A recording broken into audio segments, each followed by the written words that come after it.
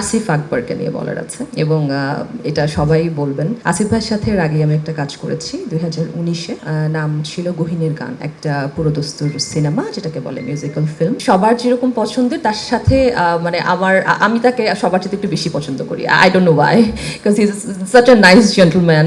আর আমি তাকে অভিনয় শিখিয়েছি, এইটা তো he has to mention that, যে হচ্ছে ফার্স্ট টাইম তার মিউজিক ভিডিওর পরে একটা সিনেমা সে করেছিল আমার সাথে। সো এনিওয়ে, নিজের ক্রেডিট নিজেই নিচ্ছি। এরপরে যখন শুনলাম এই সিনেমাতেও আসিফ ভাই পুরোটা সব গানগুলি উনি গাইছেন, এইটা একটা এক্সট্রা মাত্রা যোগ করেছে আমার কাছে এই কাজটাকে হ্যাঁ বলার জন্য। আরেকটা কারণ, একজন লগ্নি যিনি করেছেন তিনি একজন মহিলা।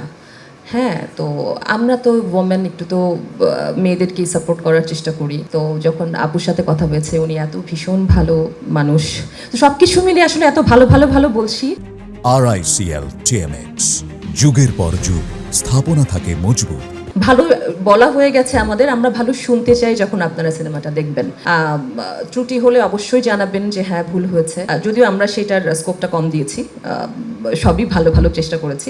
আমার যে চরিত্রটা গুরুত্বপূর্ণ, আমি সেই নারীর চরিত্রে অভিনয় করেছি যে নারীটা আপনার পাশের বাসার, আমার পাশের বাসার উপরতলা নিচতলা, এবং যার জীবনে স্ট্রাগল ছাড়া সুখের সময় খুব কম গেছে।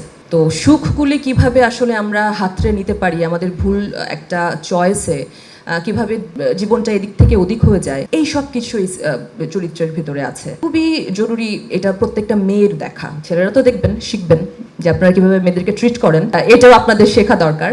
বাট বিশেষ করে মেয়েদেরকে আমি দেখতে বলবো এই সিনেমাটা। মেয়ে, মহিলা, বাচ্চা, বয়স, যে কোনো বয়সের মেয়েদের এই সিনেমাটা দেখা উচিত। তাহলে তারা শিখবে যে আসলে নানা প্রতিকূলতার ভেতরে কিভাবে জীবনটাকে সামনের দিকে এগিয়ে নিয়ে যেতে হয়।